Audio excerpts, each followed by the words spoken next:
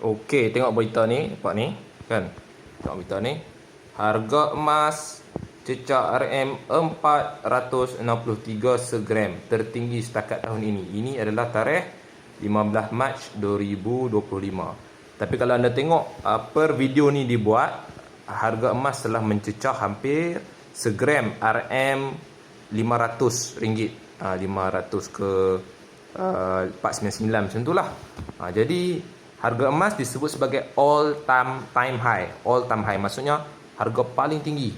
Paling tinggi. Jadi bila harga emas sampai macam ni, mulalah anda akan tengok orang-orang yang jual emas, mereka akan berlumba-lumba jual emas. Tak salah pun kan? Tak salah. Memang anda tengok kawan-kawan anda pun mula promote emas kan dan sebagainya.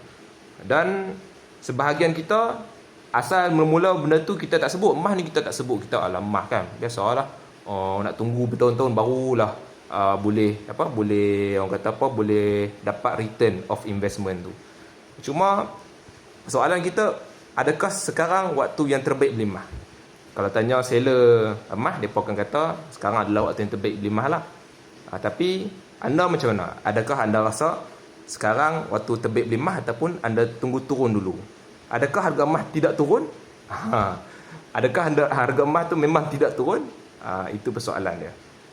Jadi adakah anda membeli emas, adakah anda membeli barang waktu harga diskaun ataupun waktu harga dia paling mahal?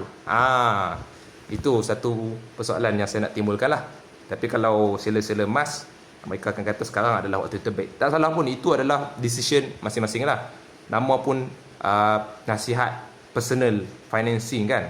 Personal financing, penasihat kewangan peribadi. Jadi kewangan kita semua adalah tanggungjawab kita. Kita sendiri yang buat keputusan. Orang lain boleh ajak beli ni, beli tu, simpan ni, simpan tu, tapi tanggungjawab kita sendiri.